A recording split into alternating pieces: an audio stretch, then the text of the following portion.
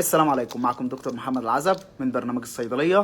النهارده جايين نتكلم عن حبايه خطيره جدا، الاستخدام الخاطئ للحبايه دي اللي هي الباي الكوفان، وكمان الباي كيتوجيسيك، وكمان الباي بروفيند.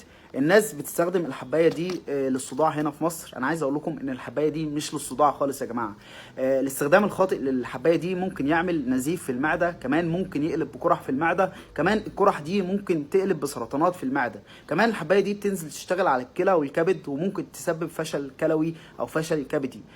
كمان الحبايه دي بتشتغل على الاعصاب، هتبوظ الاعصاب خالص. فالحبايه دي مش للصداع خالص. الحبايه دي شركتها شركه قويه، شركه محترمه، عملوا دواء قوي جدا يستخدم ليه كمسكن لبعض العمليات الجراحيه، مسكن لالم للسنان احنا مش قادرين نستحمله، انما استخدامها للصداع غلط جدا يا جماعه. انا عايز اقول لكم حبايه واحده من المسكن ده كانك خدت 6 حبايات من كتوفان 25، حبايتين من دي كانك اخدت 12 حبايه من كتوفان 25. فاستخدامها للصداع غلط خالص يا جماعه. اما نيجي نستخدم للصداع نستخدم باراسيتامول بتاع شركه النصر ب 3 جنيه ونص الشريط.